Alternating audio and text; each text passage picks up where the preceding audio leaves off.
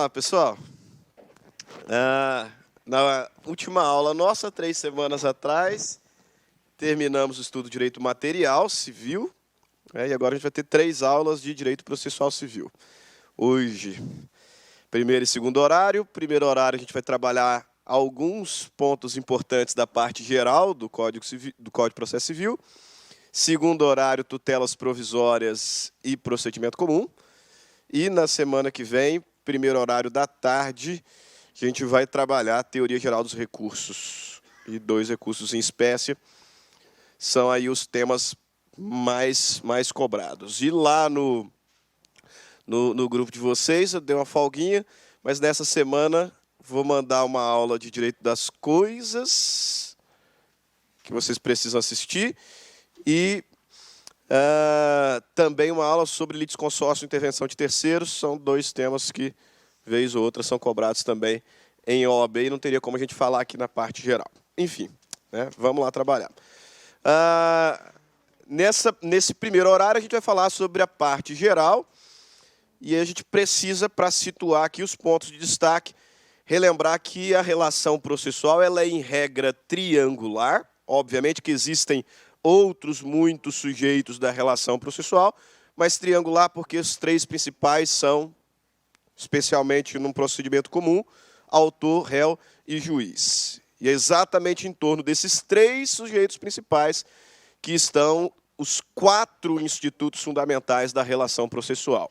Eu tenho 3 sujeitos processuais, que são os sujeitos principais, e em torno deles e através deles os 4 institutos fundamentais do direito processual civil, que são jurisdição, ação, exceção e processo, conforme está aí no seu material. Jurisdição, poder, dever do Estado, exercido na relação processual pelo juiz, seu representante.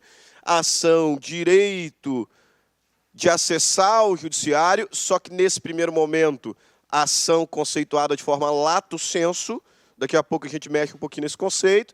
Exceção, também no sentido lato, direito de defesa, e processo, que o tempo inteiro precisamos relembrar que é instrumento, né? Princípio da instrumentalidade do processo, né? E esses 4 institutos são desenvolvidos em torno dos 3 sujeitos principais. O juiz, representante do Estado, exercendo jurisdição, o autor, como regra, exercendo o direito de ação, exceção, como o réu exercendo como regra o direito de exceção. Pode ser invertido no caso de reconvenção, né? E aí o réu exerceria a ação e o autor exceção. E o que liga todos esses sujeitos é exatamente o processo. Por isso que afirmamos que o processo é instrumento. O processo é um instrumento da jurisdição. É um instrumento através do qual o autor exerce a ação, através do qual o réu exerce a exceção, e o juiz, como representante do Estado, exerce o poder-dever de jurisdição, né? O poder-dever de dizer o direito. Agora, como eu disse, afirmar que a ação é o direito de acessar o judiciário, nós estamos analisando de uma forma ampla, porque num sentido estrito, conceito de ação será direito subjetivo público de receber uma resposta de mérito. E aí é nesse exato ponto que a gente percebe, e lá nas aulas de TGP aprende, que a ação ela é, enquanto direito subjetivo público, direito de uma resposta de mérito, ela é condicionada. Nós adotamos aquela famosa teoria eclética de Henrico Túlio Lieberman, que vai me dizer que essa resposta de mérito será dada se preenchidas algumas condições. Por isso, afirmar que a ação é um direito subjetivo público condicionado, de receber uma resposta de mérito por parte do juiz. Por que a gente destaca essa questão do condicionamento, mesmo num preparatório para a OAB? Porque as condições da ação caem em prova. E aí, veja bem, quando eu digo que a ação é direito a uma resposta de mérito, e esse direito é condicionado, significa que o magistrado ele só vai analisar o mérito se preenchido alguns requisitos. Esses requisitos que a gente chama de condições da ação, que são 2. Muito cuidado, porque a grande maioria de vocês aprendeu o TGP ainda no Código Antigo. E lá no Código Antigo eram 3 condições. Nós tínhamos lá no Código Antigo legitimidade, interesse e possibilidade jurídica do pedido. A possibilidade jurídica do pedido deixou de ser condição da ação com o advento do Código atual. Então, hoje nós temos duas condições da ação, quais sejam legitimidade e interesse, que são requisitos básicos para uma análise de mérito. E aí me permita, embora a gente vá trabalhar isso aqui de uma forma mais clara no segundo horário, é importantíssimo lembrar que, dentre os pronunciamentos do juiz, nós temos ali sentença, decisão interlocutória, despacho. E especificamente acerca da sentença, um dos pronunciamentos do magistrado, que coloca fim ao processo, ao menos na primeira instância, né? Essa sentença, ela pode ser uma sentença definitiva ou uma sentença terminativa.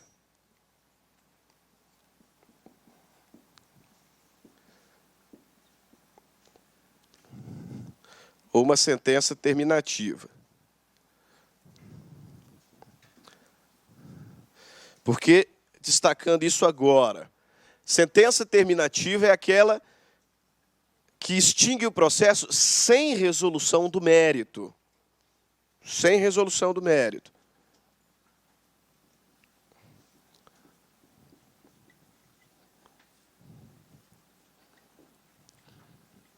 E a sentença definitiva, contrário senso, é aquela que extingue o processo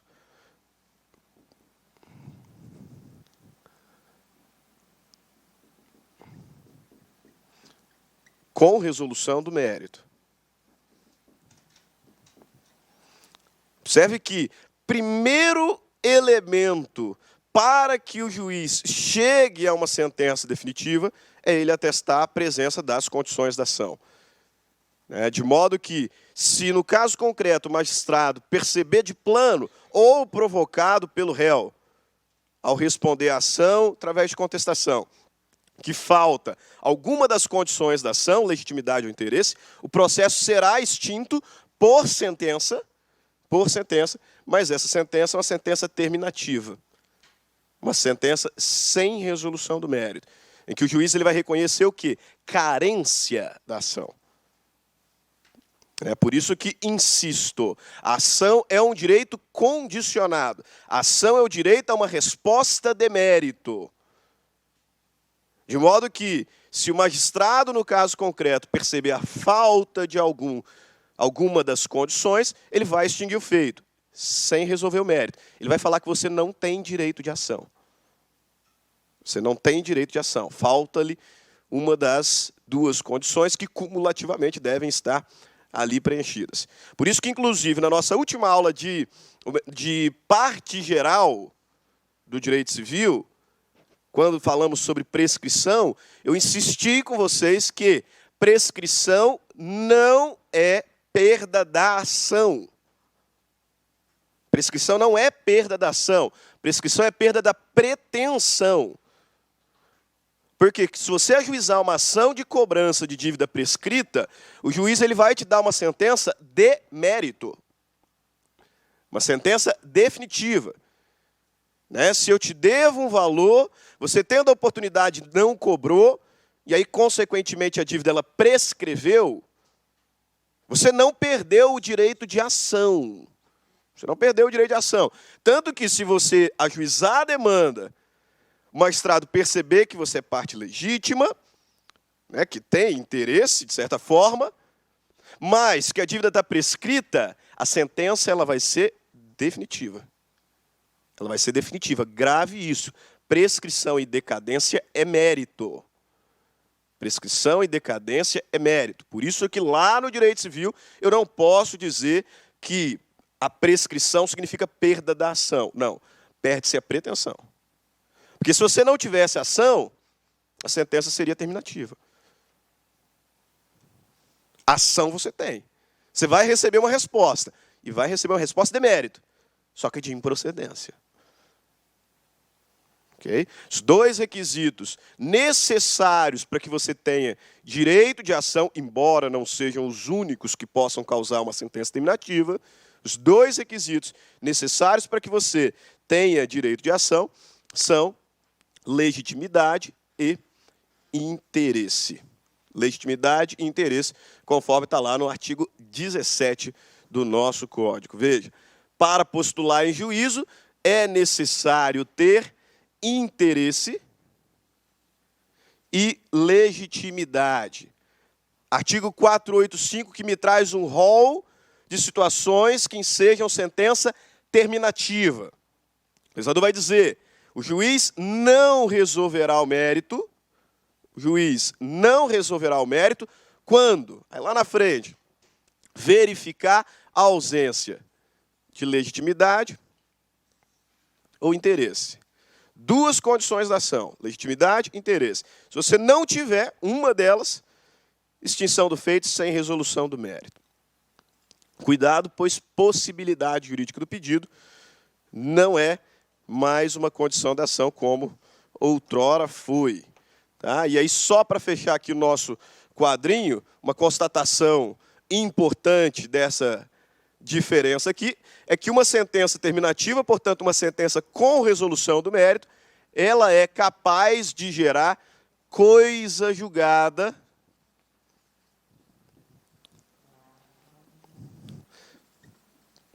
material.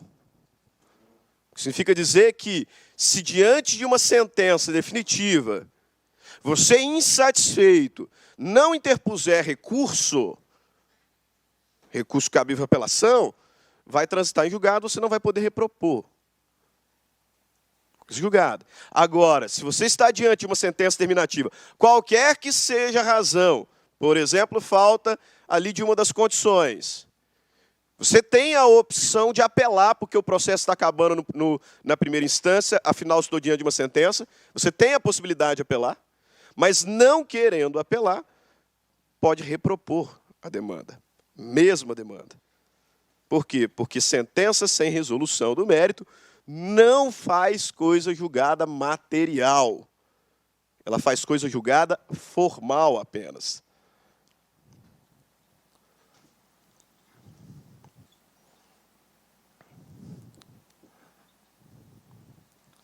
Faz coisa julgada formal apenas. Ok? Então, grave lá. Novo CPC, condições da ação, interesse e legitimidade. Condição da ação. Possibilidade jurídica do pedido não é mais uma condição. Como é que o juiz atesta se o autor ele tem interesse? Porque, veja bem, isso aqui é uma análise preliminar que o magistrado tem que fazer. Todo magistrado tem que fazer. Recebeu ali a petição inicial, vai fazer a análise da presença das condições. Como que ele atesta que o autor tem interesse de agir e, portanto, ele tem a primeira das condições? Ele vai analisar necessidade e adequação. O objetivo aqui é verificar se essa demanda ela é útil ao autor. Né? Por isso que sempre que a gente fala em interesse, surge aqui 3 palavras. Vocês devem recordar aí, busca na memória, que vocês vão lembrar lá de TGP. 3 palavras estão diretamente relacionadas ao interesse. Utilidade, necessidade e adequação. O magistrado ele vai tentar analisar ali no caso concreto se essa demanda ela é prima facie útil. De que forma? Ela é necessária. Foi proposta de uma forma adequada? Porque se eu estou ajuizando uma ação de cobrança antes da dívida líquida estar vencida, a minha ação ela não é necessária. O juiz vai extinguir o feito sem resolução do mérito por falta de interesse. Prestei um valor para a Ludmila, ela tem que me pagar dia 25 de novembro. Ah, eu estou precisando do dinheiro, ela não quis me pagar agora, eu ajuizo uma ação de cobrança. Falta-me interesse. A demanda não é necessária ainda. Ajuizar uma ação de usucapião antes de ter lapso, falta de interesse. Ou as famosas ações no contexto previdenciário. Está fora da minha área. Mas você tem que ir lá no INSS tomar o não primeiro. Se você não tomar a negativa administrativa e ajuizar a demanda direto, sua ação vai ser extinta sem resolução do mérito, por falta de interesse, porque não é necessária ainda. Ainda existe aqui a via administrativa. Da mesma forma no contexto de multas de trânsito, da mesma forma no contexto de direito esportivo, tem que exaurir a via administrativa, depois buscar a judicial. Senão me falta interesse. Ela não é necessária ainda. Então o juiz ele atesta esse interesse de agir do autor, verificando ali se há necessidade, se há adequação. Dessa forma ele vai perceber a utilidade ou não da demanda. Agora, com relação à legitimidade, é que talvez a gente tenha que tomar um pouco mais de cuidado, inclusive para fins de prova, né? Por quê?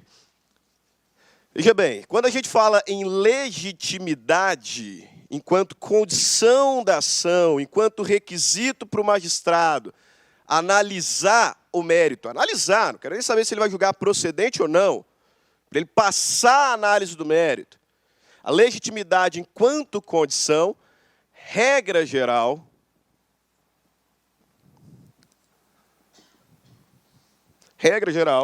essa legitimidade haverá de ser uma legitimidade ordinária. Ordinária. O que é legitimidade ordinária? Como é que o magistrado verificará que o autor é ordinariamente legitimado? E da mesma forma, se o réu é. Verificando se o interesse ali em disputa é, de fato, do autor. Por isso que a gente vai dizer, analisando se o sujeito ele está em nome próprio e por interesse próprio. Como regra, ninguém poderia, em nome próprio, pleitear direito alheio, faltaria legitimidade. Então, o parâmetro para a identificação dessa legitimidade ordinária, que é a regra, é que o sujeito processual ali, né, que ali se apresentou, ele esteja em nome próprio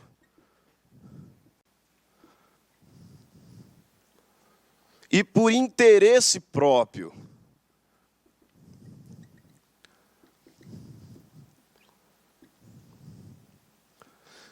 Costumo dizer, alguém saiu ali, bateu no meu carro, cometeu ato ilícito. Artigo 186 do Código Civil.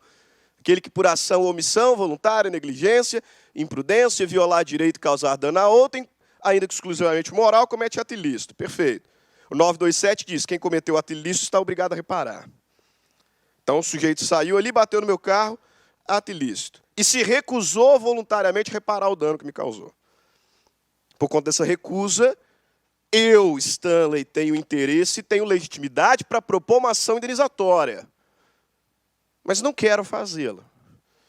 Porque eu, como advogado, sei, né, do saco que é essas demandas que demoram. Eu coloquei ele na mesa, aí é um coisinha que vai ficar R$100, R$150. Não quero. Esses dias para trás, não sei o que acontece aqui em Cuiabá, que chove, né? Chove, o pessoal, aqueles que fizeram autoescola, esquecem, né? Estava vindo para a Univag, aí, no CPA ali. Tinha acabado de pegar o carro. Umas 3 semanas que eu estava com o carro. Aí eu só ouço a batida atrás do meu carro. Eu falei, caramba. Super feliz. Estava chovendo, de terno. Aí na hora que eu saio do carro, eu olho assim. Era um Fiesta velho. Eu olhei, não amassou tanto, falei assim, vai embora, tchau. Não ia adiantar. Fiz assim, só que aí a Ludmila, barraqueira, né, e acabou de tirar o OAB, querendo processar todo mundo. Eu falei assim, não, eu vou ajuizar a ação, eu sou advogado, vou ajuizar essa ação em nome próprio. Nome próprio, direito alheio. Extinção do feito sem resolução do mérito por falta de legitimidade. Nesse caso tem que ter legitimidade ordinária, não tem. Inclusive, é o que o legislador expressamente vai consignar no artigo 18. Inclusive, uma redação ruim, e já era ruim antes do CPC 15, né? Criticava-se tanto, e eles mantiveram quase idêntico à redação, mas poderia ter melhorado um pouquinho ali a construção gramatical, né? Porque o legislador me diz: ninguém poderá pleitear em direito alheio em nome próprio. Por quê? Porque falta legitimidade ordinária, né? A crítica gramatical é esse ninguém aqui, né? Se ninguém poderá pleitear direito alheio em nome próprio, não existiria, consequentemente, né, o que a gente chama, que é a exceção, né, que é o que a gente chama de legitimidade extraordinária.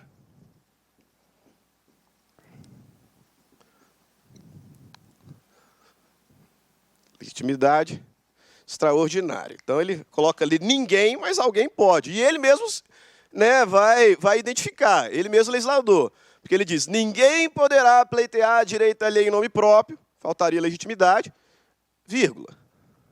Salvo, então tem alguém, né? Salvo quando autorizado pelo ordenamento jurídico. Então, existe exceção. Existem situações específicas em que o ordenamento jurídico autoriza que alguém, em nome próprio, postule direito alheio, postule interesse alheio. Isso a gente chama de legitimidade extraordinária. Né? A mudança que o CPC trouxe, quero crer que isso aqui não vai cair em prova para vocês, é porque antigamente ele dizia: ninguém poderá pleitear direito alheio em nome próprio, salvo quando autorizado pela lei. Pela lei. Agora o novo texto coloca: salvo quando autorizado pelo ordenamento jurídico. E os civilistas sabem que negócio jurídico também é ordenamento. Então, com base nisso, muitos têm ventilado a tese de que eu poderia fazer um negócio jurídico processual. Por exemplo, atribuindo a Ludmila poderes para ajuizar a ação em nome próprio e meu interesse, por via de negócio jurídico processual. Mas aqui eu acredito que não cairia para vocês. Agora, o que pode cair, e isso eu peço um cuidado absurdo de vocês, é que essa exceção, chamada de legitimidade extraordinária, no novo CPC, ganha um outro nome, que vai aparecer no parágrafo. Qual que é esse nome? Substituição. Substituição processual. Então, se na sua prova aparecer substituição processual, é legitimidade extraordinária. Tá?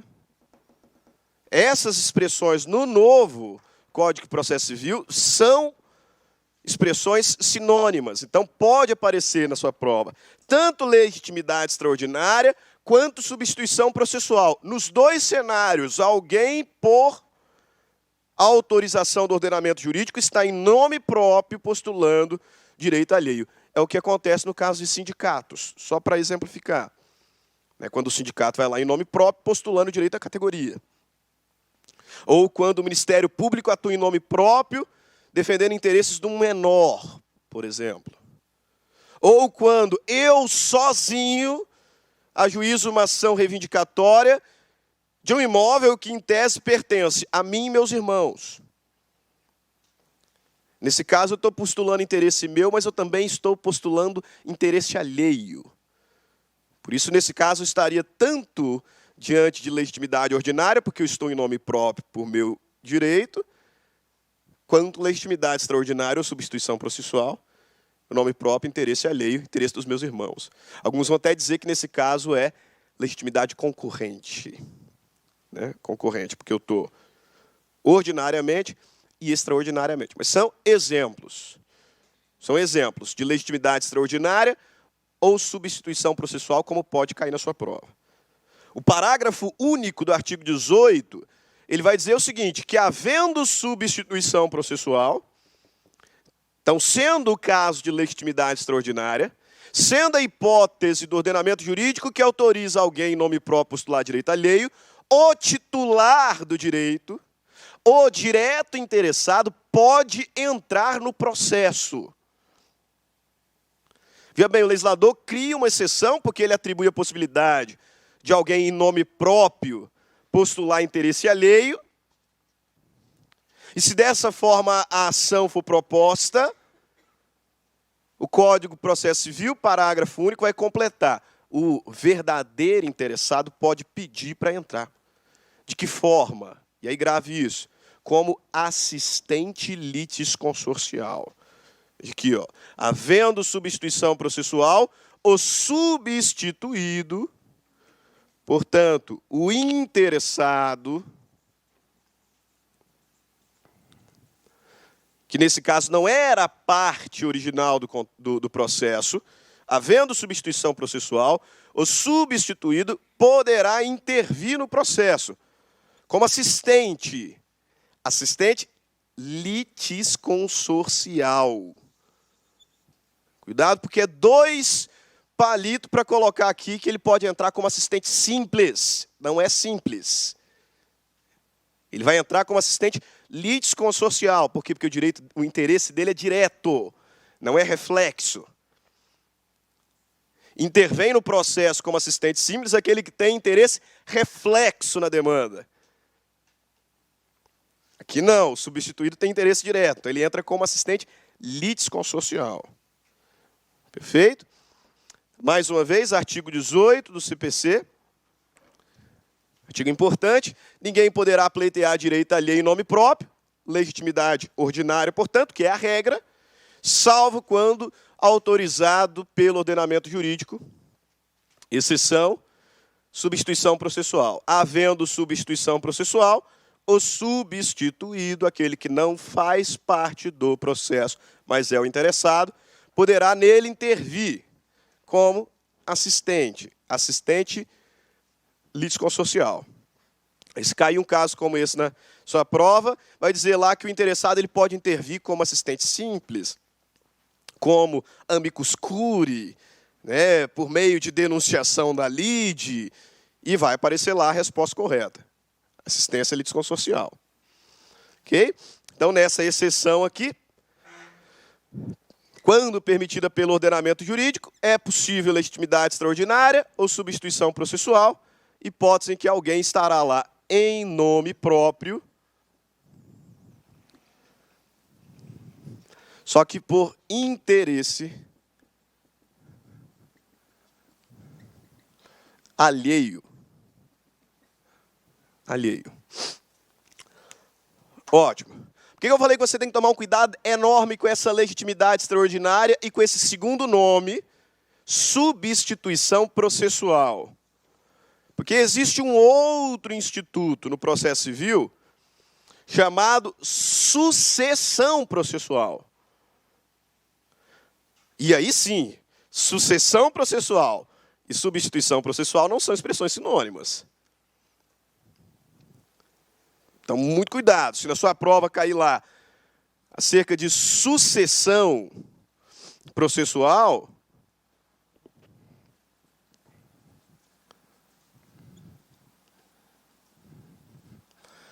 o enunciado estará falando sobre o quê?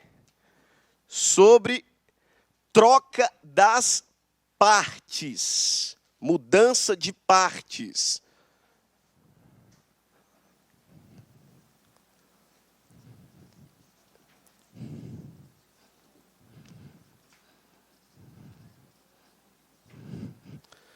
É o que acontece, por exemplo, se numa ação de natureza não personalíssima, o pai falece. E aí, naquele processo, ele não será extinto, né? Estou lá com uma ação em curso entre João e Maria, e aí o João morre. Não é uma ação personalíssima. Ah, ele morreu, professor. O que acontece com o processo? Acaba. Óbvio que não.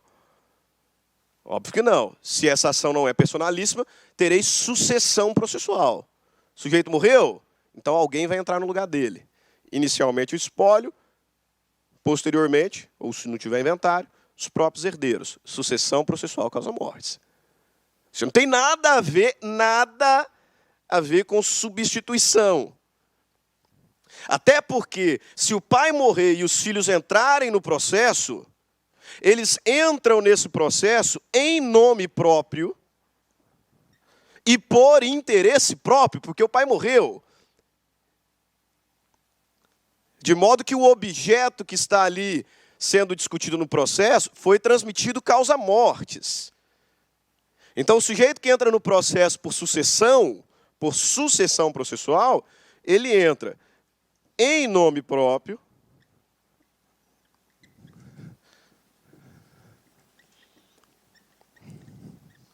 e por interesse igualmente próprio. Então, ele entra como legitimado ordinário. Né? Meu pai estava postulando lá em juízo um crédito de R$500 mil. Está discutindo se de fato ele tem ou não. E aí ele falece. Se ele tem esse crédito, que a gente está buscando atestar no processo, se ele de fato tem, com a morte esse crédito me foi transmitido. Então esse interesse agora é meu. O processo não vai ser extinto, nós vamos ter sucessão de partes. Com o falecimento do meu pai, eu e meus 4 irmãos vamos entrar nesse processo, formando litisconsórcio ativo, mas nós vamos entrar em nome próprio, interesse próprio. Então a gente vai entrar em legitimidade ordinária, a gente entra na regra. Não confunda substituição processual com sucessão processual. Substituição processual é legitimidade extraordinária. Substituição processual acontece quando a lei autoriza, quando o ordenamento jurídico autoriza que alguém postule em nome próprio interesse alheio. Lembra lá do sindicato. Lembra lá do condomínio. Alguém em nome próprio postula interesse alheio. Sucessão processual é mudança de partes. O sujeito está em nome próprio por interesse próprio, só que ele está entrando no processo posteriormente. Dá para completar isso aqui um pouco mais? Obviamente. Tem uma outra figura aqui que o pessoal costuma ratear nela também. Qual? Representação.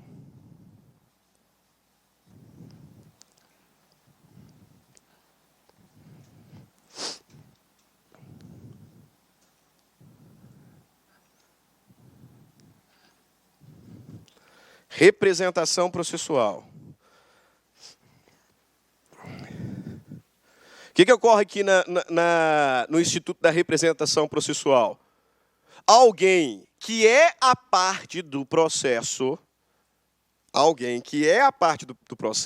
não tem capacidade processual. E, portanto, não pode figurar ali sozinho. Não pode atuar ali pessoalmente, autonomamente. Precisa de um representante. O sujeito ele é incapaz processualmente. Ele é que é o legitimado. Por isso que vocês também não podem confundir legitimidade com capacidade. Legitimidade é condição da ação.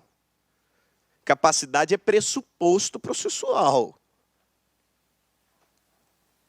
Legitimidade é condição da ação. É quem vai ser o autor, é quem vai ser o réu.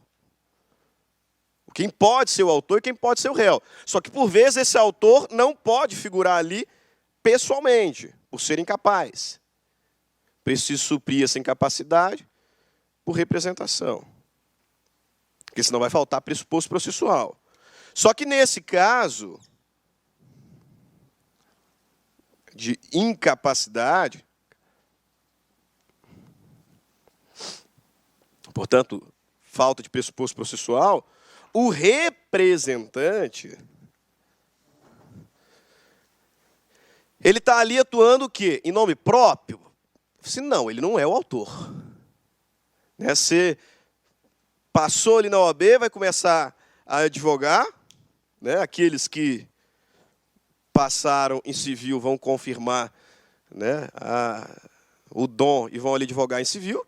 E aqueles que passaram em penal vão divorciar do penal e vão começar a advogar em civil também. Né? Só usou o penal para ser aprovado. Né?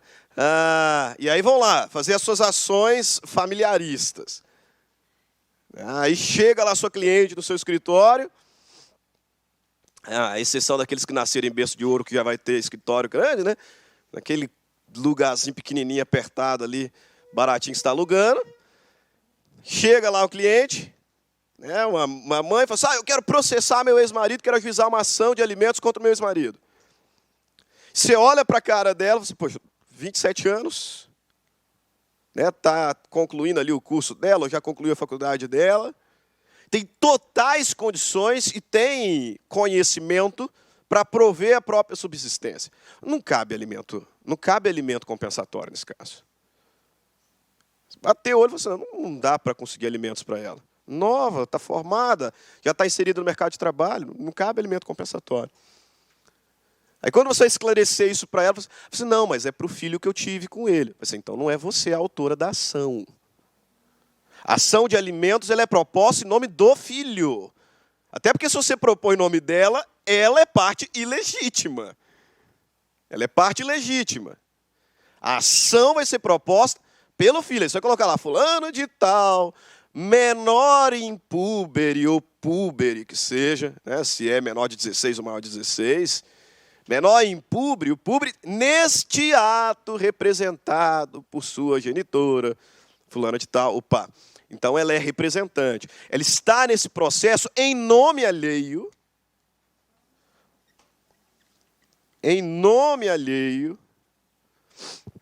porque não é ela a autora da ação, e por interesse igualmente alheio.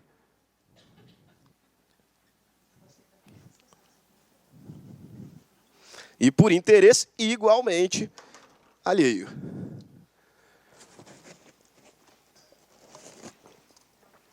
Tá? Isso aqui é condição da ação, tá? Legitimidade. Ordinária ou extraordinária. Ordinária é a regra. Sucessão processual, instituto aí de alteração do polo ativo e polo passivo. E a representação processual é pressuposto processual. Ok? Feito? Olha lá algumas questõezinhas. Com relação à função jurisdicional, jurisdição e ação, as assertivas abaixo estão corretas, exceto a impossibilidade jurídica é uma das condições da ação, a jurisdição civil é exercida pelos juízes e tribunais em todo o território nacional, para postular em juiz é necessário ter interesse e legitimidade, ninguém poderá pleitear em nome próprio direito alheio, salvo quando autorizado pelo ordenamento jurídico. Qual que está errada? Até porque a possibilidade jurídica não é mais condição da ação e a impossibilidade nunca foi, né? Então, sobre o tratamento do novo Código de Processo Civil, assinale a afirmativa incorreta. A jurisdição civil é exercida pelos juízes e pelos tribunais em todo o território nacional, conforme as disposições do novo Código. Perfeito. O interesse do autor pode limitar-se à declaração da existência, da inexistência, ou do modo de ser de uma relação jurídica, ou da autenticidade ou falsidade do documento. Está correto. O interesse do autor pode ser com relação a tão só declaração. Declaração. Já contei para quem foi meu aluno, para quem fez os outros cursos, né? E daqui a pouco vocês começam a passar por isso. Tiraram o OAB, aí os parentes vão pedir para advogar. Né? E parente é ruim de paga. Tá? Quando paga, exatamente. Quando paga ainda é ruim de paga e é o pior cliente, porque ele te liga toda semana. Para saber como é que está o processo dele. Né? E aí não foi esse caso. Meu pai, não tive problema nenhum com meu pai. Mas meu pai recebeu lá uma conta da Energisa altíssima, né, falando que ele supostamente teria feito um gato. Né, e aí a gente foi ajuizar uma ação declaratória de inexistência do débito, porque não reconhecíamos o defeito. Né, e no caso concreto, muito embora até entenda que não daria dano moral, né, mas por prática, você vou pedir um dano moral aqui, vai aqui em placa, né? Aí você não quero pedir. Você, mas como assim você não quer pedir? Eu só quero falar que eu não tenho essa conta. Né? Só isso, eu só quero declarar que não tem gato nenhum. Você, tá bom, mas eu vou colocar ali um pedido de dano moral, vai que ganha alguma coisa. Não quero condenação. Não quero ganhar dinheiro com esse processo. Mas eu quero, você já não vai me pagar, né? Então fica para mim o dano moral. Não seja por isso. Você, não quero. Beleza.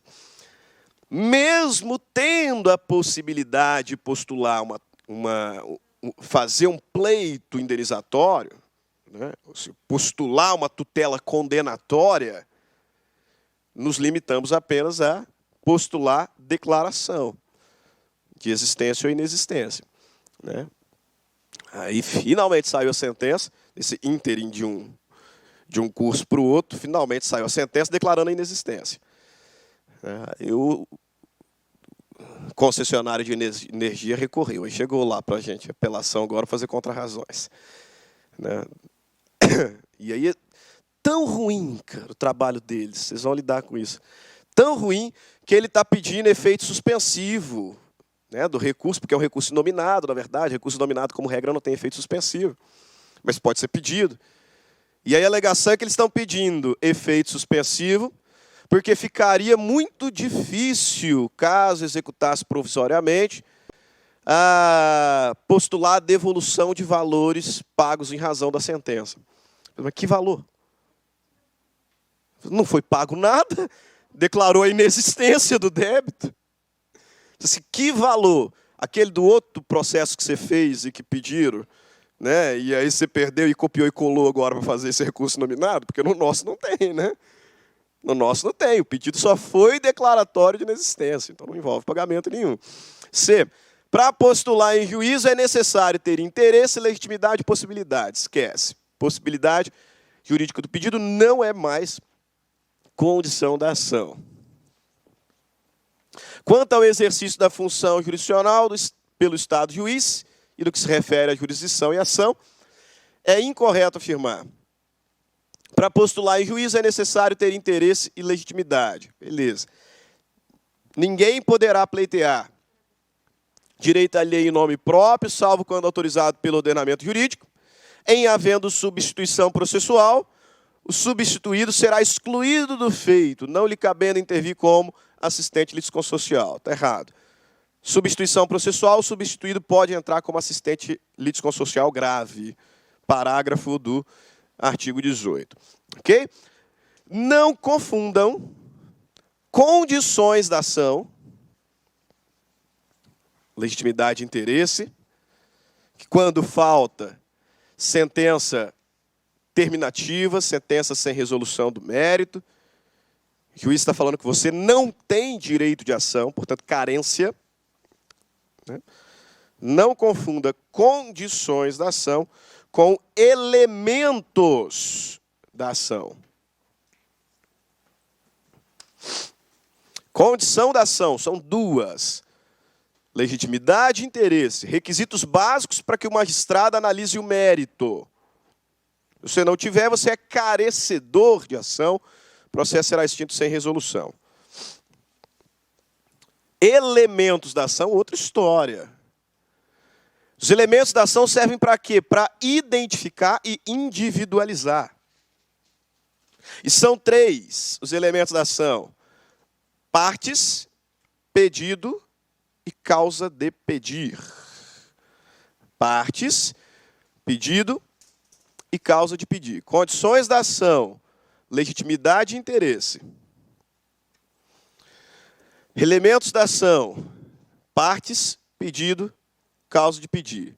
Para que serve os elementos da ação? Para individualizar, para distinguir, para diferenciar as ações. Então, esses elementos eles serão levados em conta quando a gente trata sobre litispendência, sobre coisa julgada, preempção, né, modificação de competência em razão de conexão, de continência.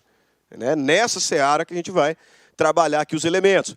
Elementos individualizadores, elementos distintivos, porque não pode ter duas ações idênticas em curso. Não pode. Porque senão estaria quebrando com a ideia de juiz natural. Né, pô? Se de alguma forma pudesse, se de alguma forma fosse possível, porque eu juizei uma ação, caiu lá na vara X. E eu não suporto aquele juiz. Eu distribuiria de novo. Né? Até o sorteio, né? Até a distribuição me ser favorável. Eu não posso. Não posso ter duas ações idênticas em curso, ou tendo sido extinta uma com resolução de mérito, né, propor novamente. E essa aferição se faz com base nos elementos. Né? Considero a ação idêntica ou ações idênticas quando mesmas forem as partes, mesmo forem os pedidos e mesmo forem as causas de pedir. O que é litispendência? Duas ações idênticas em curso.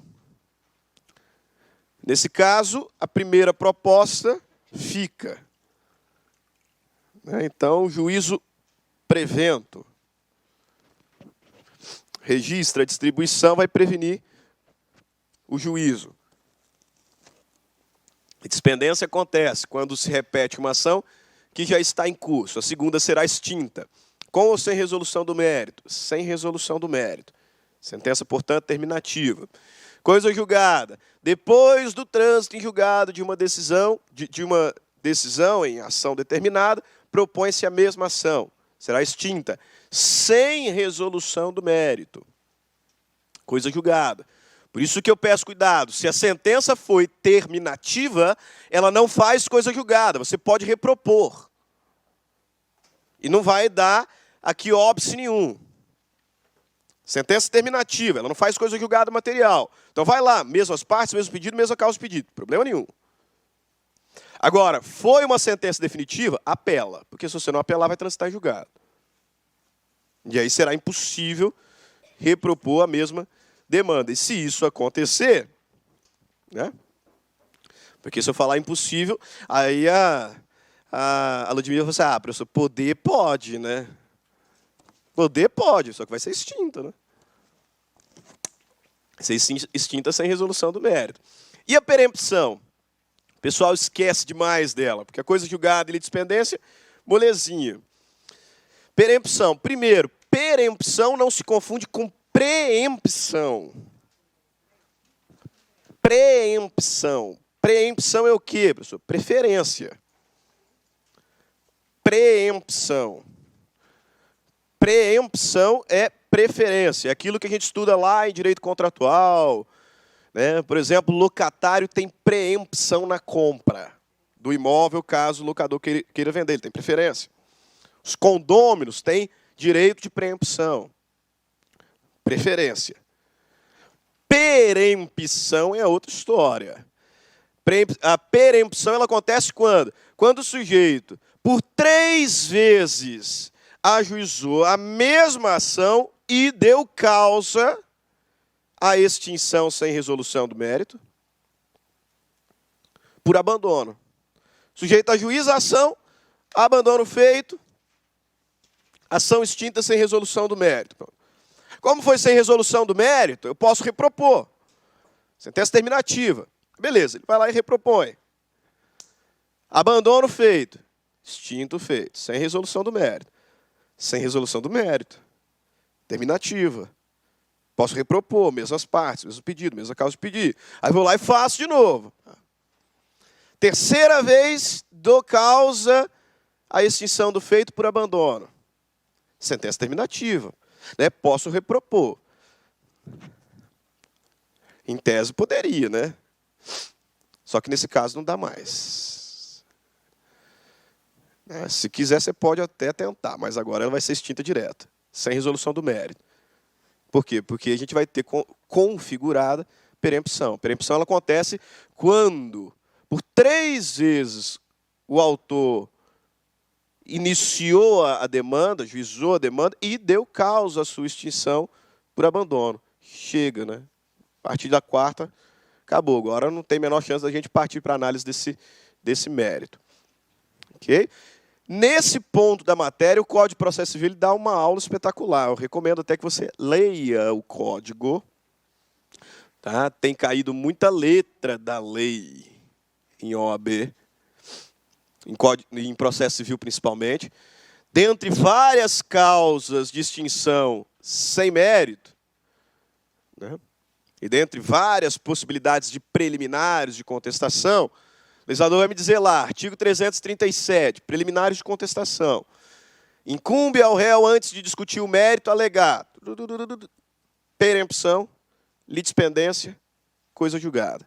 Aí nos parágrafos o legislador começa a me dar uma aula do assunto. Porque ele vai me dizer o que é litispendência. Parágrafo 1º.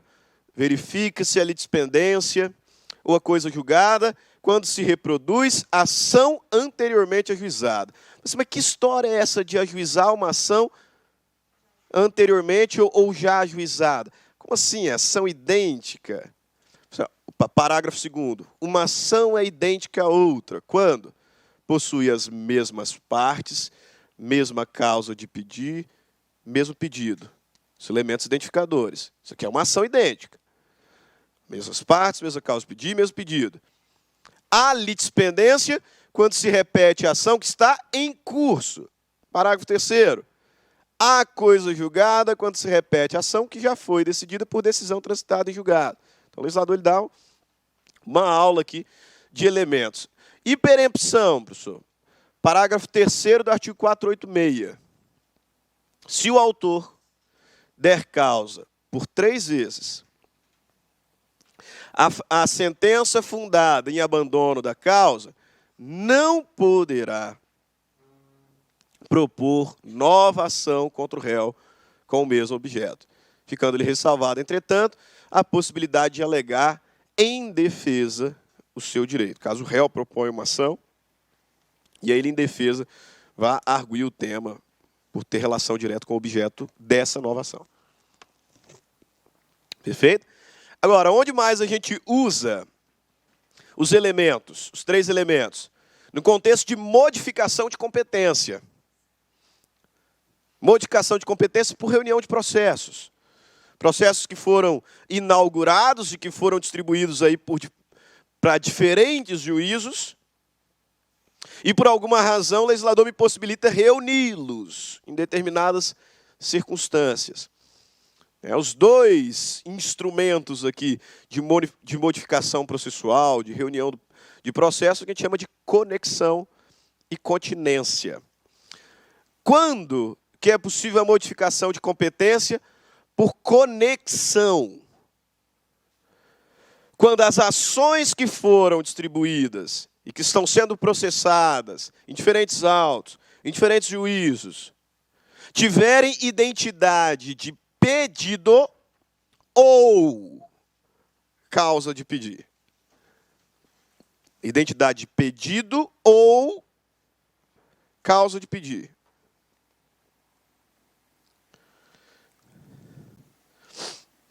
Aí é possível a reunião do processo por conexão.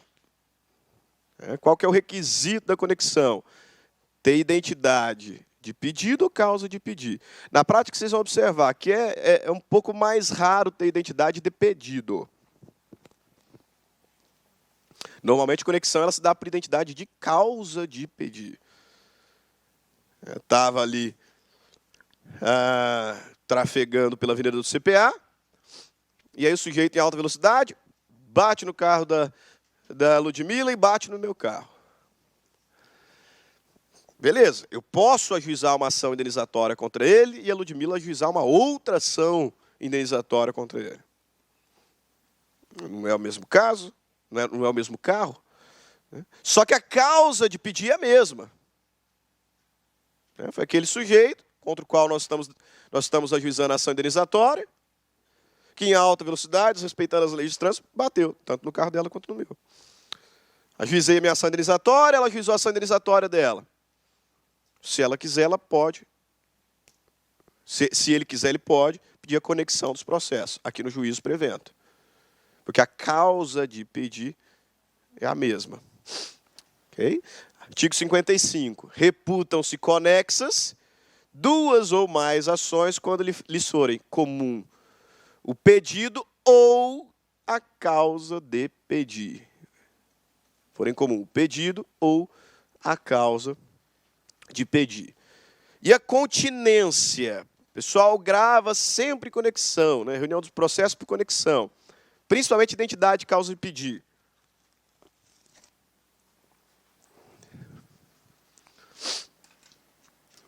E a continência, que é, sem dúvida alguma, mais rara. Mais rara por quê? Porque, nesse caso, nós teremos, à luz do texto da lei, identidade de partes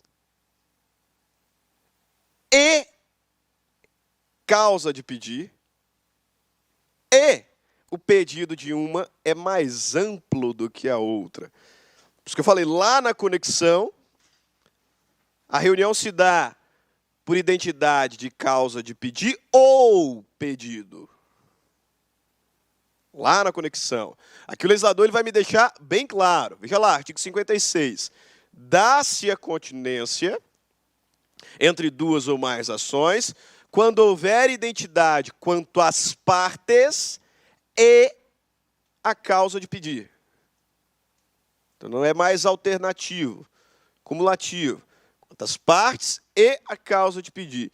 Mas o pedido de uma das ações, por ser mais amplo, abrange o pedido das demais. Então nós temos aqui, na verdade, 3 requisitos.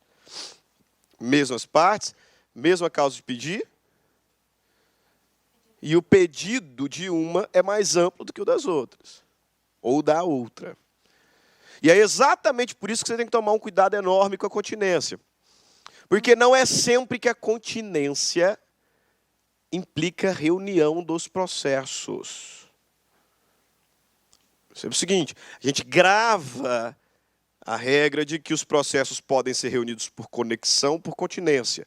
Não é sempre que a continência implica em reunião de processos. Quando que a consequência da continência vai ser reunião dos processos? Quando o segundo processo tiver o pedido mais amplo. Ou seja, quando a ação continente for a segunda. Ou seja, ser aquela que foi proposta depois. Na continência eu tenho aqui, para simplificar, 2 ações. Numa delas eu tenho mesmas partes, mesma causa de pedir, e um pedido que é mais amplo do que essa outra, que tem mesmas partes, mesma causa de pedir, mesmo pedido. O pedido de uma delas é mais amplo. Eu só vou ter reunião desses processos quando a ação continente, quando a ação que tem o pedido mais amplo, tiver sido a segunda. Por quê? Por quê, pessoal?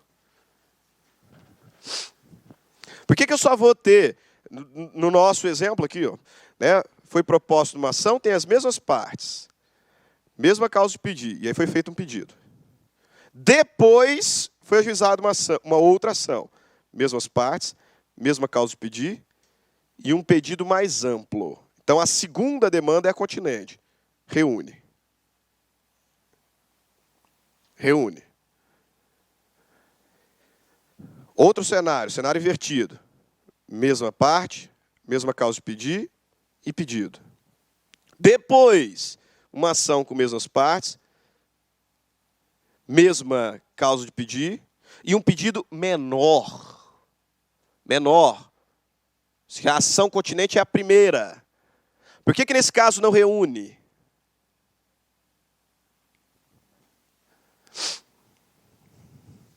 Só reúne se a segunda for a maior. Só reúne se a segunda for a mais ampla.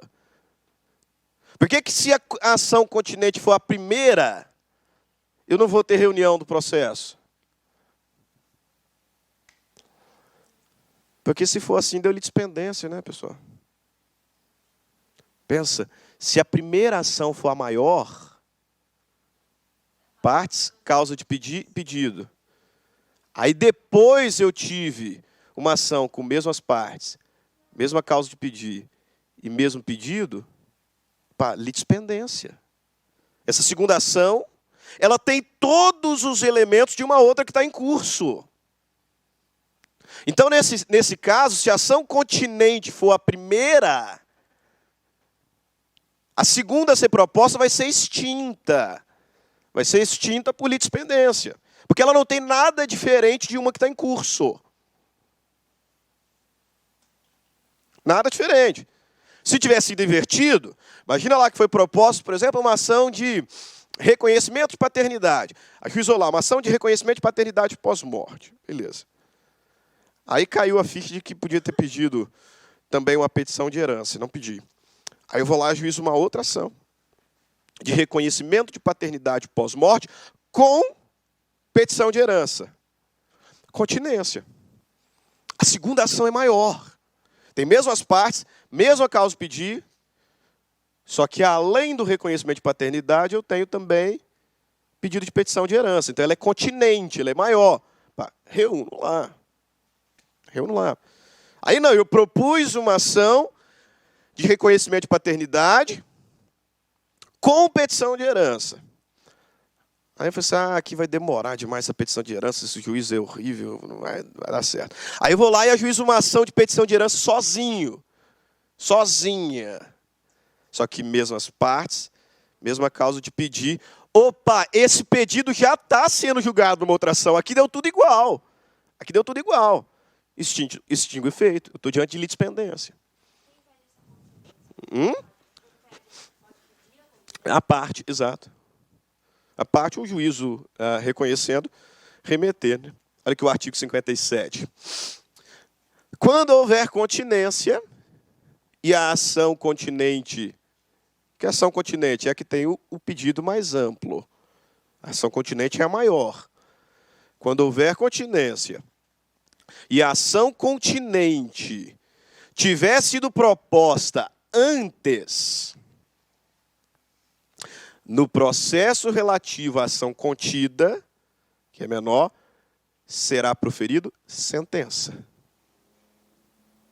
Será proferida sentença, sem resolução do mérito, litispendência. Caso contrário, ou seja, caso a ação continente tenha sido proposta depois, aí sim, as ações serão reunidas. Aí serão reunidas. Então, só reúne, se você não entendeu pela explicação, não dá para a gente esmiuçar, porque aqui é revisão, né? Aí você coloca, só reúne se a ação continente tiver sido proposta posteriormente. Se a ação continente for anterior, a contida vai ser extinta, sem resolução do mérito. São elementos identificadores da ação, partes, causa de pedir e pedido. Sinal incorreta. A competência relativa poderá modificar-se pela conexão ou pela continência. Ok? Quando houver continência e a ação continente tiver sido proposta anteriormente, no processo relativo à ação contida será proferida sentença sem resolução do mérito. Caso contrário, as ações serão necessariamente reunidas. Perfeito. Dá-se continência entre duas ou mais ações quando houver identidade quanto às partes e a causa de pedir. Mas o pedido de uma, por ser mais amplo, abrange o das demais.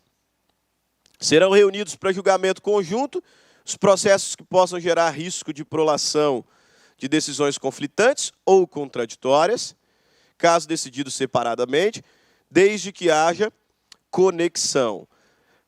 Não é uma obrigatoriedade, né? Serão reunidos para julgamento conjunto os processos que possam gerar risco de prolação de decisão conflitante ou contraditória, caso sejam decididos separadamente, desde que haja conexão entre eles. Não é obrigatório. Não é obrigatório. Se ela quiser ficar com o processo dela lá e o meu aqui, eu fico. Não tem problema. Inclusive, aqui nós estaremos, caso ocorra reunião, diante de litisconsórcio, facultativo. Exatamente porque é opção. Se você quiser ficar lá no seu processo, você fica. A competência relativa poderá modificar-se pela conexão ou pela continência. Ok. Reputam-se conexas duas ou mais ações quando lhes for comum o pedido ou a causa de pedir. Serão reunidos para julgamento conjunto os processos que possam gerar risco de prolação de decisões conflitantes ou contraditórias, caso sejam decididos separadamente, mesmo sem conexão entre eles. Aqui deixa eu até fazer uma colocação para vocês que não tem como a gente aprofundar. Essa aqui é uma novidade do código. Tá? Primeiro porque a conexão ela é opcional. Estou diante de litisconsórcio facultativo. Além disso, o Código de Processo Civil ele inovou, trazendo a possibilidade de reunir processo mesmo se não tiver conexão. Quando for um caso de semelhança dos objetos. Como assim, professor? Imagina lá. Eu moro do lado de cá, do prédio que a Ludmila está construindo. A Raíza mora do lado de lá. E aí, em razão dessa construção, cai um tijolo, pronto, e quebra o telhado da minha casa. E aí eu vou lá discutir com ela e tal, não dá em nada. 3 semanas depois, cai um outro tijolo e quebra lá, cai em cima do carro da Raíza, causando dano. Tem conexão entre nós? Não tem. Não tem. A causa de pedido não é a mesma. A minha causa de pedido, a ação indenizatória, é um tijolo que caiu no dia tal, do lado de cá. E a causa de pedido, a ação indenizatória da Raiz, um outro tijolo, ou uma pá, ou sei lá o quê, que caiu lá do prédio 3 semanas depois. A causa de pedido não é a mesma. O pedido também não é o mesmo. Mas tem semelhança no nosso pleito. Tem semelhança no nosso pleito. E o novo CPC autoriza, nesse caso, mesmo não havendo conexão, que se reúna os processos. Por isso que, nesse caso, as 3 alternativas estão corretas, né? Tinha uma quarta aqui, errada. Dá-se a continência entre 2 ou mais ações quando houver identidade quanto à possibilidade jurídica do pedido e causa do pedido. Isso não tem nada a ver, né? Possibilidade jurídica era uma condição da ação, nunca foi elemento, e agora nem condição é. Competência. Então, a gente falou sobre estrutura básica do processo, jurisdição, ação, exceção, processo. A gente falou sobre condições da ação, legitimidade e interesse, legitimidade ordinária, legitimidade extraordinária, sucessão processual, representação processual. Falamos sobre elementos da ação, partes do pedido, causa de pedir, consequentemente, litispendência, coisa julgada, perempção, conexão, continência. Agora, competência. O que é competência? Competência é a medida da jurisdição, conforme a doutrina diz. Competência é a medida da jurisdição. A jurisdição ela é exercida em todo o território brasileiro. O Poder Judiciário ele exerce a jurisdição em todo o território nacional. Só que os seus representantes, por uma questão de segurança jurídica, né, de qualidade das decisões proferidas, têm o exercício da atividade jurisdicional limitado. Em razão da matéria, em razão da pessoa, em razão do valor da causa, em razão do território, em razão da função. Enfim, eu tenho vários critérios aqui que servem para limitar a competência, para limitar o exercício jurisdicional de representantes específicos, dos magistrados, do juízo. Isso é o que a gente chama de competência. Por isso que a competência ela aparece como limite da jurisdição. Okay? Só que antes da gente falar sobre os critérios de competência, antes da gente falar sobre a incompetência absoluta, incompetência relativa, o legislador ele trata, a partir do artigo 21, sobre o que chamamos de competência internacional. Com a nova nomenclatura, limites da jurisdição nacional. Então é o seguinte, quando o legislador fala sobre limites da jurisdição nacional, ele está tratando sobre competência internacional. Ou seja, ele está identificando ali o que o Poder Judiciário brasileiro pode julgar. Quais são os limites da jurisdição nacional? O que o Poder Judiciário brasileiro pode apreciar? Ele vai dividir isso em 2 grupos. O grupo daquilo que só o Poder Judiciário brasileiro pode conhecer, apreciar e julgar, chamado de competência internacional, portanto, exclusiva, porque só o Poder Judiciário brasileiro pode. E há algumas causas que tanto o Poder Judiciário brasileiro pode apreciar, quanto o Poder Judiciário brasileiro de um outro, ou melhor, o Poder Judiciário de um outro país. Tanto o Poder Judiciário brasileiro pode conhecer, apreciar e julgar, como o Poder Judiciário de um outro país, o Poder Judiciário estrangeiro. E aí isso a gente vai chamar de competência internacional concorrente. Então a gente divide em dois grupos. Competência internacional concorrente, causas que podem ser julgadas tanto aqui quanto fora. E se forem julgadas fora, podem aqui ser executadas. A gente vai reconhecer a validade da decisão que foi proferida fora do país. Competência internacional concorrente. Só que tem algumas causas que não podem ser julgadas fora. E se forem julgadas lá, aqui não executa. Aqui não executa por uma questão de soberania estatal. Só o Poder Judiciário brasileiro pode julgar. A gente chama de competência internacional exclusiva. Ok? Sobre a competência concorrente, então. Causas que tanto o Poder Judiciário brasileiro pode apreciar, quanto o Poder Judiciário estrangeiro. E o que nos interessa, porque eu não quero saber o que a Itália está julgando, o que a Inglaterra está julgando, não me interessa. Me interessa é uma decisão que foi julgada fora, ser executada aqui. Isso é que me interessa. Se for uma causa de competência concorrente, pode. Decisão que foi proferida lá, ser aqui executada. Só que alto lá. Não é assim qualquer decisão estrangeira é executada aqui, chega um oficial de justiça argentino aqui no país e começa a cumprir. Não é assim. Nessas causas de competência concorrente, a decisão estrangeira pode ser executada aqui se for homologada. Então, antes a gente vai precisar de uma ação de homologação de decisão estrangeira.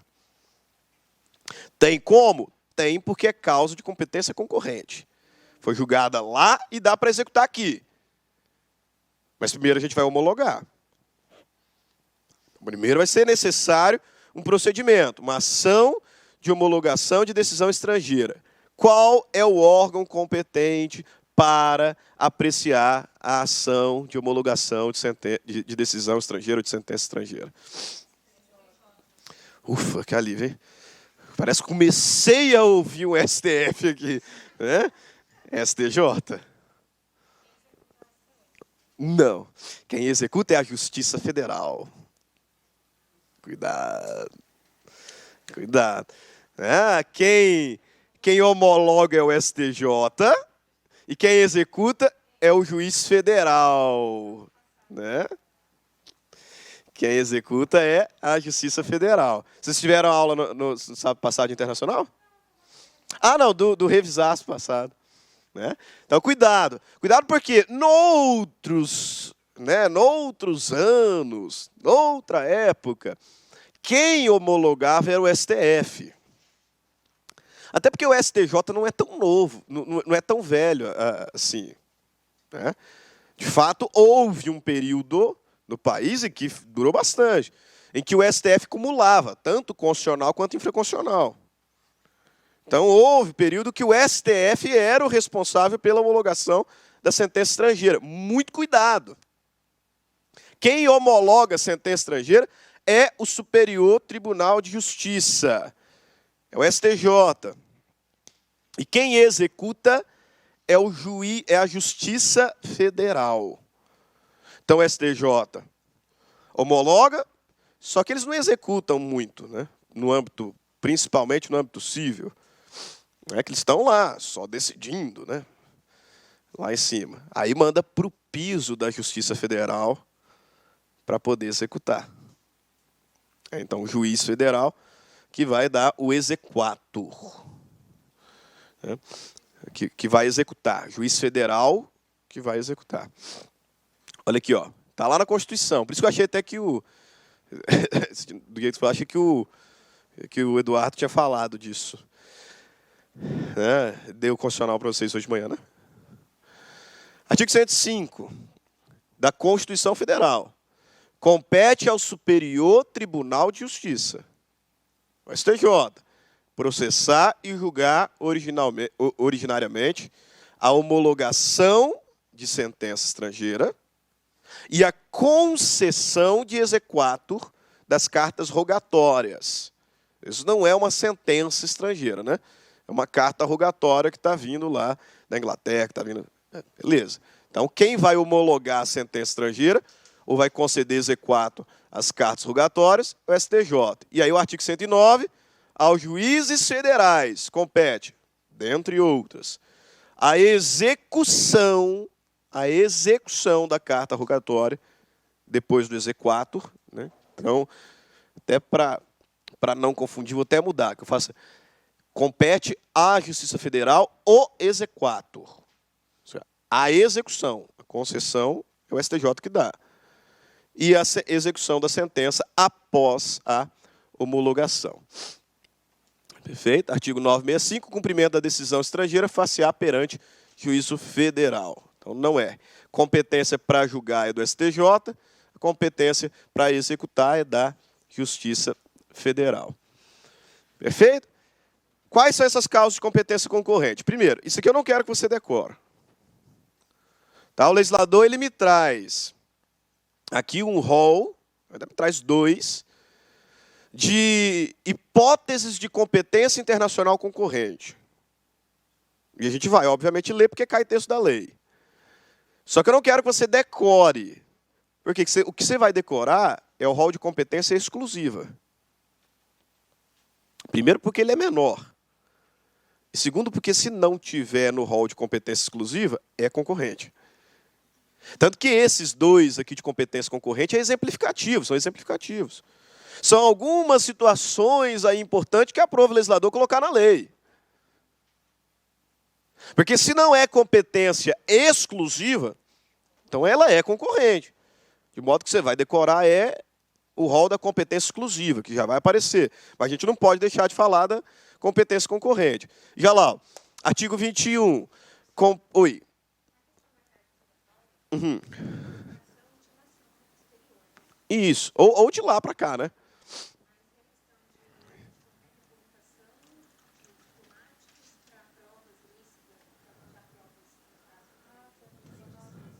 Como é que é? Uhum. No intervalo eu olho. Pode ser? Pode?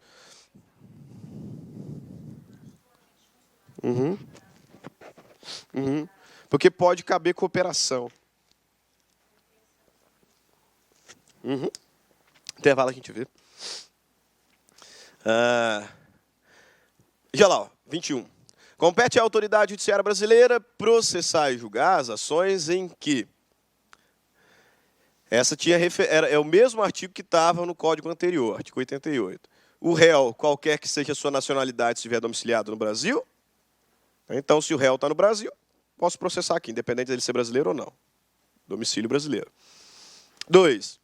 Quando no Brasil tiver de ser cumprida a obrigação, então, principalmente relação contratual, às vezes o réu não é domiciliado no Brasil, às vezes o autor também não é. Mas o contrato que eles celebraram há de ser executado aqui. Então, se o contrato ele vai ser executado aqui, pode o Brasil apreciar eventuais conflitos decorrentes dessa relação obrigacional. Inclusive, está lá na LINDB também. 3. Quando o fundamento seja fato ocorrido ou ato praticado no Brasil. Nesse caso, ato ilícito, responsabilidade civil. Né? Como quando nas Olimpíadas do Brasil, aí, aquele nadador americano veio e quebrou o posto lá todo. Né? Poderia juizar uma ação indenizatória aqui no Brasil, mesmo o réu não sendo brasileiro. Por quê? Porque o ato ilícito foi aqui cometido. Então, o Brasil tem competência para apreciar a demanda. O artigo 22 é novo. Então, o artigo 22 não tem correspondência no código anterior, mas, como eu disse, você não vai decorar, porque você vai decorar o de exclusivo. O legislador apenas entendeu que tem alguns casos aqui que ele quis dar um enfoque. Primeiro, ação de alimentos. Cuidado com a ação de alimentos em prova. Aqui nesse contexto, por quê? Porque as pessoas têm a tendência, mas é falta de reflexão. poxa, a ação de alimentos é uma ação importantíssima.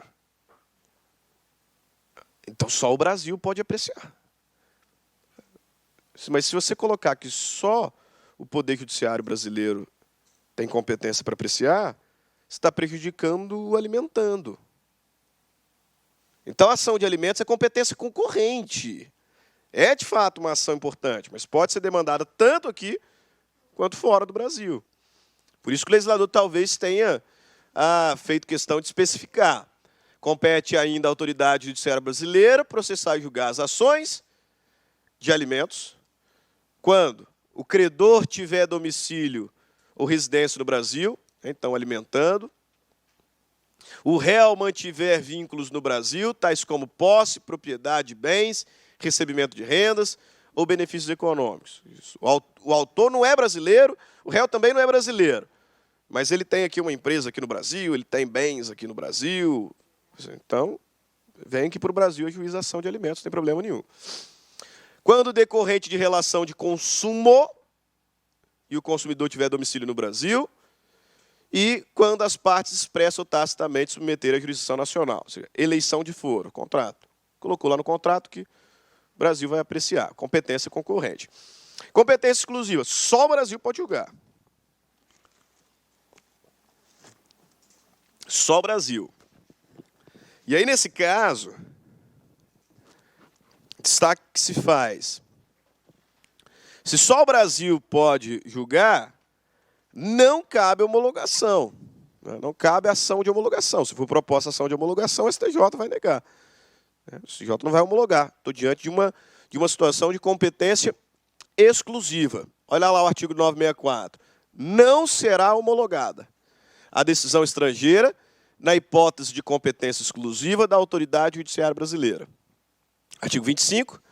Não compete à autoridade judiciária brasileira o processamento e o julgamento de ação quando houver cláusula de eleição de foro exclusivo estrangeiro. Da mesma forma que eu posso escolher o foro brasileiro, pode ser que no contrato esteja nomeando foro estrangeiro. E aí o Poder Judiciário brasileiro não pode apreciar. Né? A menos que no contrato esteja ali uma cláusula de eleição de foro exclusivo estrangeiro, mas seja uma das hipóteses de exclusivo brasileiro. Aí eu não quero saber se a cláusula é nula, né, que é o complemento do parágrafo. Só. Não se aplica o disposto no caput, foro de eleição estrangeiro, as hipóteses de competência internacional exclusiva previstas nesse capítulo. Se está no rol de competência exclusiva no Brasil, o Brasil vai apreciar e vai apreciar sozinho. Quais são? Não tem como errar, pessoal. Não tem como errar. São 3 situações e 3 situações simples. Por isso que eu falei que é isso aqui que você decora. Primeiro, ações relativas a imóveis situados no Brasil.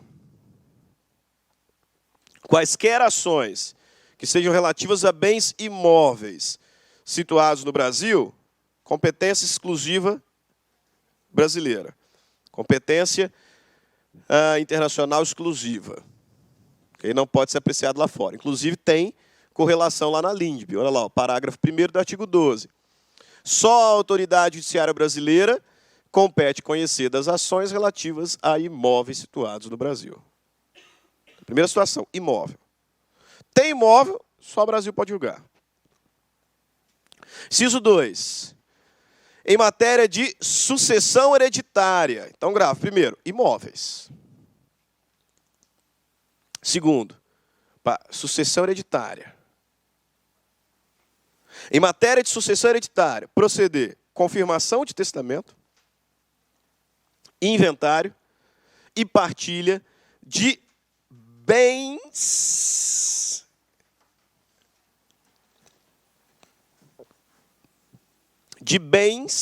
situados no Brasil, ainda que o autor da herança seja de nacionalidade estrangeira ou tenha domicílio fora do território nacional.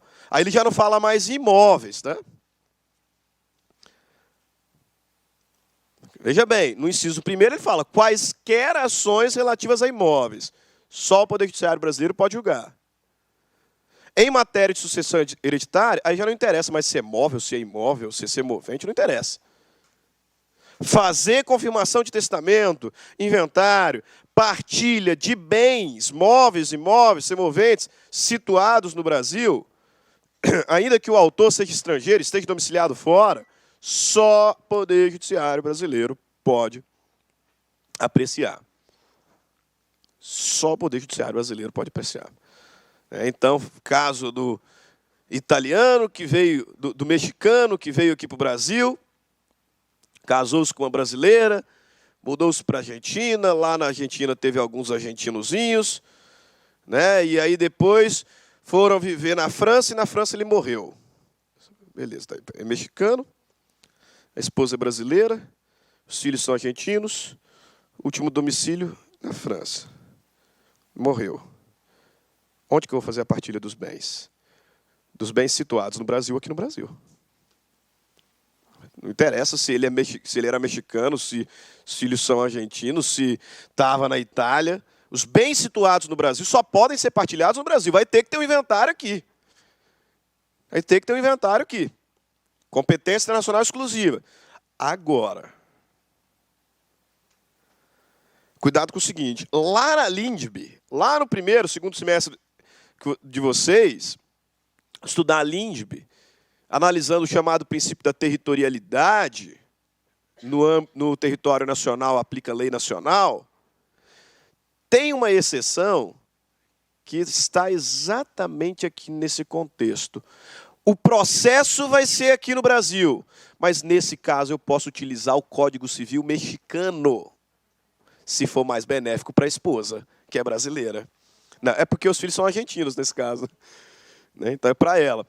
E bem, a LINDB vai dizer o seguinte, que é possível aplicar em matéria de sucessão hereditária, é possível aplicar a lei estrangeira no Brasil quando ela for mais benéfica para os descendentes ou para o cônjuge. Nesse caso, os descendentes são argentinos. Então vai ser aplicada, se for mais benéfica, a esposa, que é brasileira. Aí eu vou ter um inventário no Brasil, só que com base no Código Civil mexicano. Da nacionalidade dele, exatamente. Okay. No Brasil, com base na lei mexicana. Aí tem um pacto, né, chamado Pacto de Las Lenhas, que diz que o juiz ele não é obrigado a saber lei estrangeira. Né? Então, obviamente, que aqui o interessado é que vai ter que elucidar onde que ele é mais benéfico. E inciso 3, então, aqui lá, imóveis, sucessão hereditária. 3. Em divórcio, separação judicial, dissolução de união estável. Então, veja, imóvel, sucessão hereditária, direito de família, partilha. Partilha. Olha lá, em divórcio, separação judicial ou dissolução de união estável, proceder à partilha dos bens. O legislador não está falando que é competência exclusiva do Poder Judiciário brasileiro o divórcio. A ação de alimentos. Ele está falando a partilha dos bens aqui localizados. Aí se divorciaram lá na Itália. Eu não quero saber aonde que eles vão fazer o divórcio. Se quiserem até aqui no Brasil, não tem problema, ela é brasileira. Quero saber aonde que eles vão fazer esse divórcio, onde que vai ter pleito de alimentos ou não. Os bens aqui localizados, em razão desse divórcio, só podem ser aqui partilhados. Inciso 3 do artigo 23. Ok? Vamos lá. De acordo com o novo Código, compete à autoridade judiciária brasileira, com exclusão de qualquer outra, processar e julgar as ações que o réu, qualquer que seja a sua nacionalidade, estiver domiciliado no Brasil. Olha só o cuidado, tá? Compete à autoridade judiciária brasileira com exclusão de qualquer outra. Então, está-se aqui perguntando sobre competência internacional exclusiva. Exclusiva. Dentre essas hipóteses, qual é de competência exclusiva? A. Processar e julgar ações em que o réu, qualquer que seja a sua nacionalidade, estiver domiciliado no Brasil. Errado. Competência concorrente. Processar e julgar ações decorrentes de relação de consumo quando o consumidor tiver domicílio ou residência no Brasil. Errado, concorrente. Julgar as ações de alimentos quando o credor tiver domicílio ou residência no Brasil, ou o réu mantiver vínculos no Brasil, tais como posse, propriedade de bens, recebimento de rendas, obtenção de benefícios econômicos. Ação de alimento. Competência concorrente ou exclusiva? Concorrente. D. Em matéria de sucessão hereditária, proceder à confirmação do testamento, inventário, partilha de bens situados no Brasil. Agora sim. Autoridade Judiciária Brasileira com exclusão de qualquer outra. Competência internacional exclusiva. O novo CPC reconhece competência concorrente da jurisdição nacional para processar a ação de inventário de bens situados no Brasil. Errado. Inventário de bens no Brasil, só o Poder Judiciário Brasileiro. Ok? E com relação a competência interna, né, não vou nem falar aqui sobre a organização do Poder Judiciário, porque o Eduardo fala com vocês, né?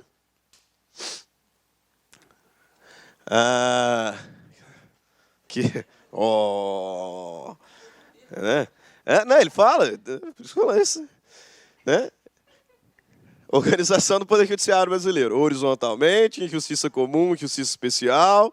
Na justiça especial tem justiça do trabalho, eleitoral, justiça militar, justiça comum, justiça estadual e justiça federal. Professor, por que JD? Porque o juiz... Não. Por que JD? Porque o juiz do estadual é o quê? Juiz de direito. Né? O primeiro, o piso da justiça estadual, você vai interessar ao juiz de direito. Né? Agora o pessoal a gente já vai mudar na segunda fase. Agora o endereçamento, né? Mas a gente escrevia e escreve ainda na praxe, excelentíssimo senhor, doutor, juiz de direito. Estou no contexto estadual. Né? Agora lá na Justiça Federal é juiz federal, por isso JF no nosso segunda instância superior, Supremo Tribunal Federal. Lá do que o Eduardo monta com vocês, tem um órgão ainda no Poder Judiciário que não está aqui. Qual que é? Não está ali. Né? TRE, TSE. Tem um órgão na organização do Poder Judiciário Brasileiro que não está ali. O que é? Eu vou falar por que não está.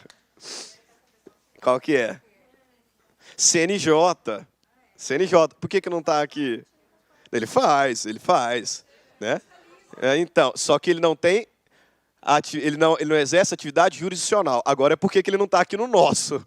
Porque como a gente está falando de competência, o CNJ não me interessa. Né? O CNJ faz parte do Poder Judiciário, só que ele é fiscalizador. Né? Não exerce atividade jurisdicional. A gente está falando de competência, né? Então não precisa estar aqui no nosso quadro. Perfeito. Competência interna. Aqui na competência interna, você vai lembrar o seguinte. A competência é pressuposto processual. Se o juiz não for competente, esse vício pode se dar em 2 graus. O juiz incompetente, ou o juízo incompetente, como queiram, ele pode ser absolutamente incompetente ou relativamente incompetente. Então, a violação desse pressuposto processual pode causar, né, pode configurar, ali, melhor dizendo, um vício em 2 graus distintos.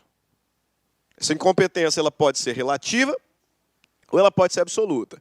E incompetência cai em prova. Quais são as grandes diferenças entre incompetência absoluta e incompetência relativa? Primeiro, incompetência absoluta ofende norma de interesse público. Incompetência relativa ofende norma de interesse particular. E a partir daqui a gente identifica todas as consequências. Por quê? Se a incompetência absoluta ofende norma de ordem pública, o juiz não só pode, mas ele deve reconhecer de ofício. Se o juízo perceber que é absolutamente incompetente, de ofício ele deve se declarar. remete os autos para outro juízo. Absolutamente incompetente. Agora, se você protocola a sua petição inicial, endereçando para um juiz, ou para um juízo, relativamente incompetente, aí o magistrado pega lá, ele vê que ele é incompetente, relativamente. Ele pode se declarar de ofício? Não. A incompetência relativa, ela ofende norma de interesse privado. O juiz ele não pode declarar incompetência relativa de ofício. Incompetência absoluta, sim. Incompetência absoluta, ele não só pode, ele deve declarar de ofício. Incompetência relativa, o juiz não pode declarar de ofício. Qual é o momento de alegar incompetência? Juiz, a incompetência absoluta. O juiz recebeu, ele não percebeu que ele é absolutamente incompetente, marcou audiência, teve audiência, a audiência não foi para frente, abriu prazo para o réu. Incompetência relativa, ele recebeu, ele até percebeu, mas ele não pode se declarar, né? Então, marcou audiência, teve audiência, abriu prazo. Qual que é o momento que o réu tem para arguir incompetência? Contestação.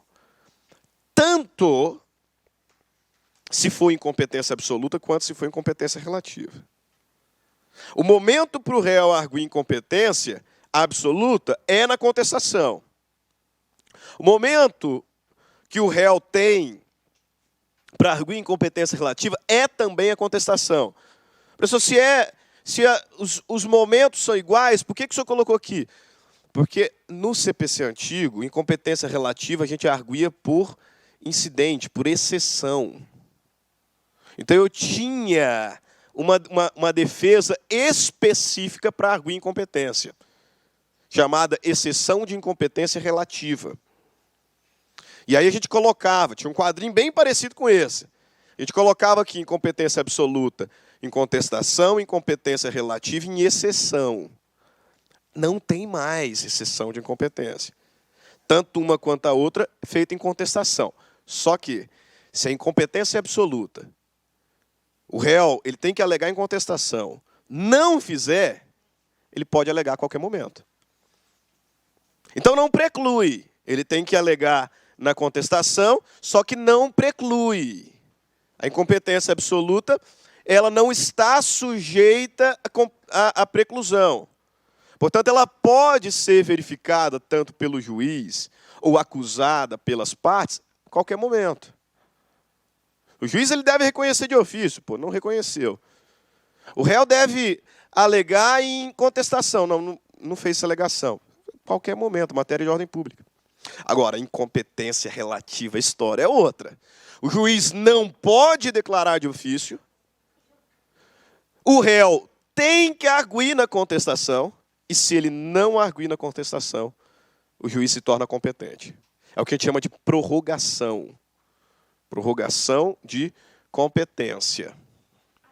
Fala em qualquer tempo. O que acontece com os atos processuais que já aconteceram? São todos anuláveis, não acontece nada? A gente vai verificar no caso concreto quais são os proveitos desses atos, né, e qual a relevância deles também. Porque os atos decisórios serão necessariamente nulos, né?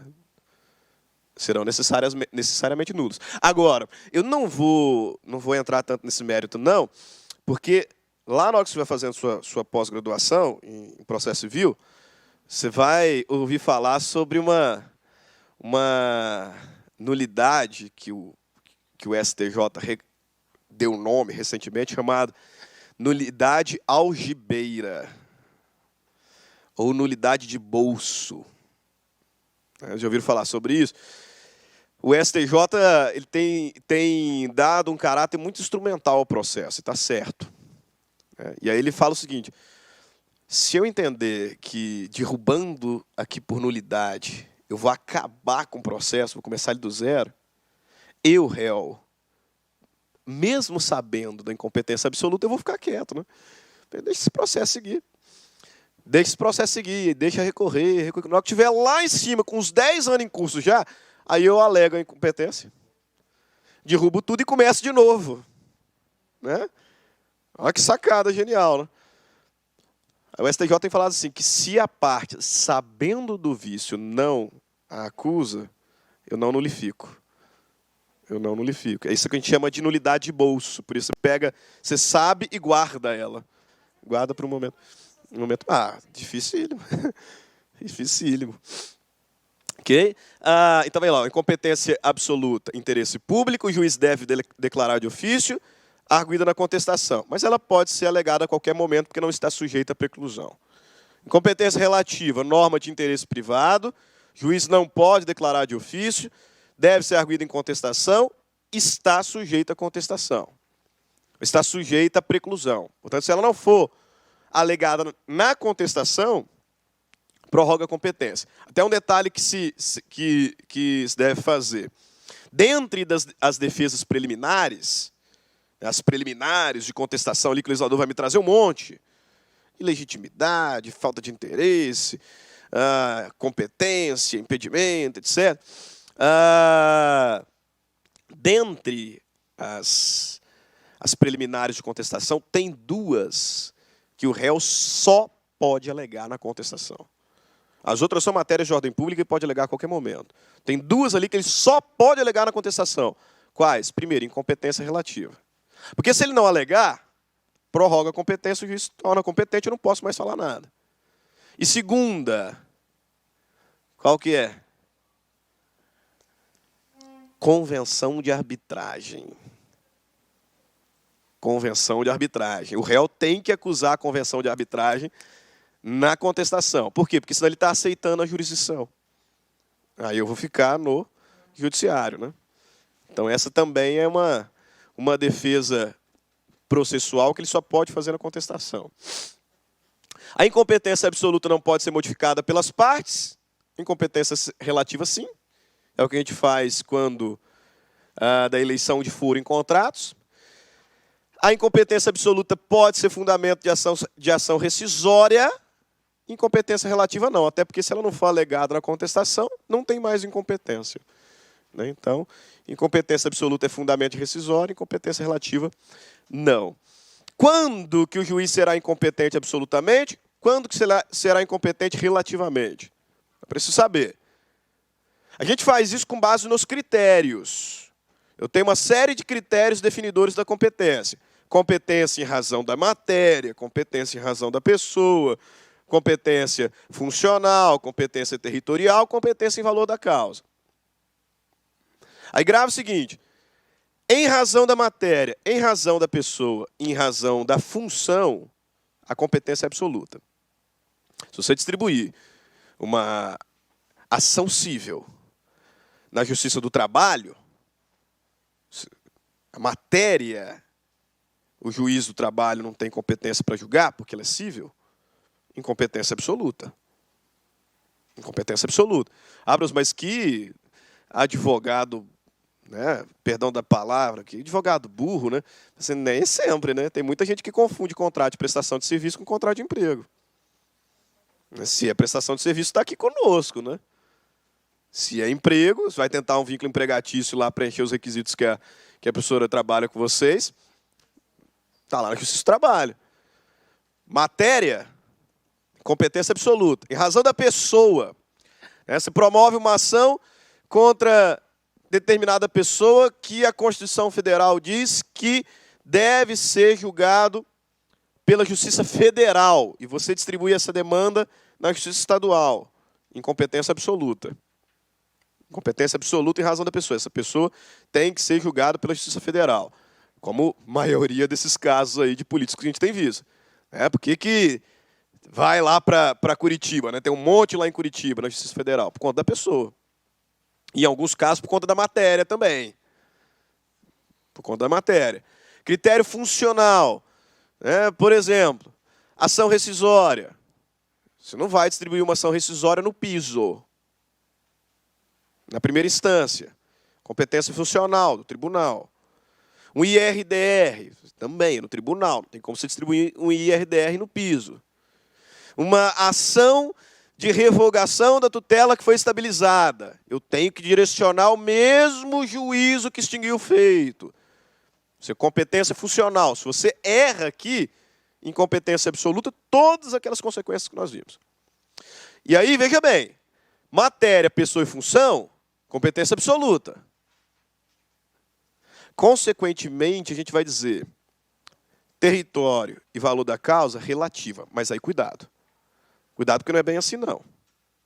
De fato, se você errar território, você tinha que ter distribuído essa demanda em Cuiabá, distribuir em Rondonópolis. Se o juiz o juiz não pode se acusar. Se o réu não acusar na contestação, prorroga a competência, fica lá, não tem problema nenhum. Porque é território, competência relativa. Né? Agora, cuidado com uma exceção que está expressa no código. E cai muito código na prova de vocês. Ação possessória imobiliária. Ação possessória imobiliária só pode ser proposta no foro de situação da coisa. Competência absoluta. Então é uma situação que nós temos de critério territorial definindo competência absoluta. Absoluta. Como regra, território é competência relativa. Tem uma exceção expressa no código. Ação possessória imobiliária. O legislador vai dizer que todas as ações que envolvem, todas as ações relativas a direito real imobiliário.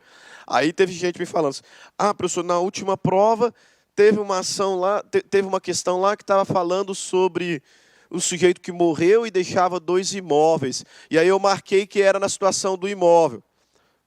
Pessoal, herança, né, cara? Era um inventário, a gente não estava tratando sobre o imóvel. Exato, se fosse um usucapião, uma ação reivindicatória. A questão lá, né, os que fizeram a última prova, lembra? Estava relacionada à partilha de bens em razão da morte. Aí a competência é do domicílio do decúgios. Independente se tem outros bens ou não. Até porque você imagina, olha como é que às vezes erra a questão de bobeira. De bobeira. Imagina o sujeito deixou um imóvel aqui em Cuiabá, um em São Paulo, um no Espírito Santo, e ele estava morando em Curitiba. E tinha lá bens também, móveis. Eu vou fazer um inventário em cada lugar, pô. Não vou. Aí lá no domicílio. Agora, se for relativo a imóvel, a competência é da situação da coisa. Só que cuidado. Cuidado. A competência é da situação da coisa, mas o legislador vai dizer que eu posso demandar o réu no domicílio do réu. Se eu estou diante de ação que envolve direito real imobiliário, e posse não é direito real. Se eu estou diante de ação que envolve direito real imobiliário, a competência é do foro de situação da coisa, mas eu posso optar pelo domicílio do réu. Para facilitar uma ação reivindicatória, talvez. O que o legislador vai dizer é que a ação possessória imobiliária deve ser proposta na situação da coisa, e aí a competência é absoluta. Aí eu não tenho opção. Então eu estou diante de uma exceção em que o critério é territorial, mas a competência é absoluta. Está lá no artigo 47, parágrafo 2º. Vê, ó, abre aí, ó, artigo 47.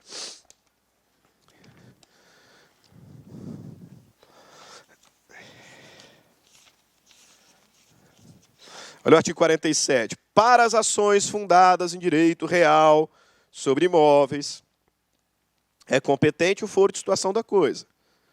Parágrafo 1º.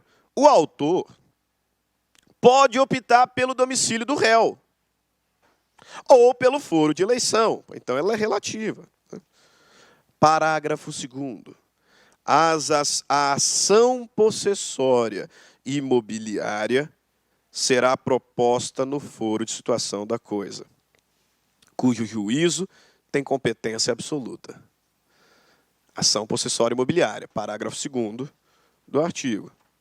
Aí o juízo tem competência absoluta. E o valor da causa? O valor da causa, a gente costuma dizer, critério e razão do valor da causa é relativo. Por quê? Porque falou o valor da causa, a gente lembra do juizado, né? Até 40 salários eu vou para o juizado, mas eu não sou obrigado a ir para o juizado. Eu, por exemplo, tento fugir de lá, tudo quanto é forma. Né? Foi-se o tempo, né, que valia a pena, ao meu ver, ir para o juizado. A não sei que isso é uma situação muito pequena. Né? Aí a gente vai para o juizado até para não ter que pagar custos, para não correr risco de honorário, etc. Mas sempre que eu tenho condições de realmente escolher, eu prefiro ir para a justiça comum. O juizado tem demorado muito, está demorando para citar, está demorando... Fugindo de lá. Então se eu posso escolher, é relativa. Relativa. Beleza, se eu posso ir para o juizado ou não. Competência relativa. Beleza. Só que o juizado especial federal, até 60 salários mínimos, você tem que ir para lá. Você não tem opção. No GEF. No GEF é valor da causa e o critério absoluto. No GEFAS, Juizado Especial de Fazenda Pública, da mesma forma. Absoluto. Então, cuidado. Cuidado. Quando é em razão do valor da causa, de fato, se eu pensar no GEC, aí fica muito clara a relatividade dessa competência. Mas se eu penso em GEF e GEFAS, aí a competência é absoluta. Já lá, artigo 62 do Código. A competência determinada em razão da matéria, da pessoa ou da função é inderrogável, por convenção das partes. Lá, ó, a competência determinada em razão da matéria, da pessoa ou da função, competência absoluta, é inderrogável por convenção das partes. 63. As partes podem modificar competência em razão do valor da causa e do território, elegendo foro onde será proposta a ação oriunda de direitos e obrigações. Beleza? Mas lembra, isso aqui é regra geral. Porque em razão do valor da causa não é sempre que eu posso. Saber GF e GFAS. E território, quase sempre eu posso. Tem uma exceção expressa no Código. Ação possessória imobiliária. Aí não tem como mudar. Artigo 64. A incompetência absoluta ou relativa será alegada como questão preliminar de contestação. Parágrafo 1º. A incompetência absoluta pode ser alegada em qualquer tempo e grau de jurisdição e deve ser declarada de ofício. Só lembra que no STJ e STF tem que ter prequestionamento. Tá? Para alegar lá tem que ter prequestionamento. Parágrafo 2º. Após a manifestação da parte contrária, o juiz decidirá imediatamente a alegação da incompetência. Parágrafo 3º. Caso a alegação de incompetência seja acolhida, agora o processo não é extinto mais. Economia processual, duração. Os autos serão remetidos ao juiz competente. Serão remetidos ao juiz competente. Já lá. Considere as seguintes afirmativas sobre o tema da competência no âmbito do CPC e assinale a alternativa correta. A ação fundada em direito pessoal ou direito real sobre móveis será proposta em regra no domicílio do autor. Não tem nem como errar, pessoal. Quem dera fosse só domicílio do autor, né? O privilégio de quem? É do réu, né? Então, em regra, é domicílio do réu. A execução fiscal será proposta no domicílio do réu, no de sua residência ou no lugar onde for encontrado. Pô, professor, a gente falou disso. Então, vamos ver. A ação possessória imobiliária será proposta no foro de situação da coisa, cujo o juízo tem competência relativa. Não errado. Absoluta. A competência determinada em razão da matéria, da pessoa ou da função, é modificável por convenção das partes. Não é, porque é competência absoluta. Então está errada, está errada, está errada. A gente não falou de execução fiscal mesmo, não. Mas tem 3 ali que a gente falou que está errado, né? Então, alternativa correta, letra B. Sobre a competência interna, é correto afirmar: prorrogar-se-á a competência relativa se o réu não alegar a incompetência em preliminar de contestação. E aí? Sim, professor. Prorrogar-se-á a competência relativa se o réu não alegar a incompetência preliminar de contestação. Sim. Nunca é A, né? Ação possessória imobiliária será proposta no foro de situação da coisa, podendo o autor, contudo, optar pelo domicílio do réu de eleição. Não, ação possessória imobiliária, competência territorial absoluta. Joana ajuizou a ação de reintegração de posse contra Pietra. A ação tem como objeto um imóvel. Tal ação deverá ser proposta aonde? Na situação do imóvel, cuja competência é absoluta. Situação do imóvel, cujo juízo tem competência absoluta. Ok? Beleza, capacidade eu vou deixar para vocês no material. Vai dar para a gente falar. Segundo horário, a gente trabalha tutelas e procedimento comum. Clique lá.